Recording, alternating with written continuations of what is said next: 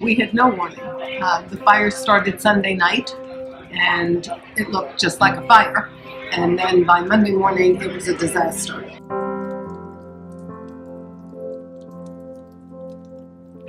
Well, interestingly, the schools were closed. There was no way you could get kids on buses and traveling through the county. Roads were closed. We needed to keep everything open for the first responders who were pouring in from all over the world to fight the fires. Our individual offices were not in danger, so my office in particular, we were in at some point because we do payroll for the whole county. And the last thing we wanted to do was have teachers who may have lost houses not even get their paychecks in time. When the air got really bad, then we closed down and sent people home. So it was really a day by day, minute by minute thing. Were there lessons learned in the way that you prepared? Yes, and the most important lesson, to make sure you know who to call, because no matter how much you think you're prepared for an event like that, people who went through unfortunate disaster like that will always have something that you didn't think about. We reviewed our insurance policies and procedures, as well as the FEMA policies and procedures. Why that's important is after the storm, as we were taking pictures of the damage, we were using our cell phones. When we started to submit that information in, FEMA told us that we couldn't use cell phone cameras.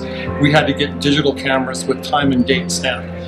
If you think about the city at the time when we were actually able to get into buildings, you couldn't buy a camera anywhere in the city level. You couldn't even drive around the city. So the time that you need to do before the storm hits is review those policies so you don't get caught short-handed with us. We're also going to be doing a workshop for parents and kids on how to deal with trauma beyond the fire. So the fire is one thing, because many of the kids, even if they didn't lose their home, the entire city of Calistoga was evacuated.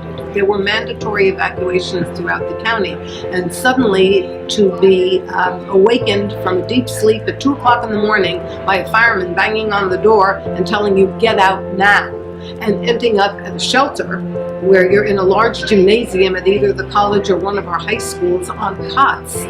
This is traumatic for kids. We had kids that were in shelters, just like you, and they just wanted some sense of normalcy. And when I look at other starts of schools, you had principals worrying about, is their printer working? You had teachers worrying about their bulletin board or the copy machine. This time, all that they wanted was to make sure that they had a welcoming environment for these kids coming in. And we were focused on the right thing, and that was, we want school to be a place kids are excited to come to. And in every one of our schools, that was the case. And that's what I told the superintendent. I wish that would be our focus every single year. And so, never let a disaster go to waste. I think that it's something that the lesson learned, and I think you had the same experience, right? That's what's important. And so we need to just continue to build on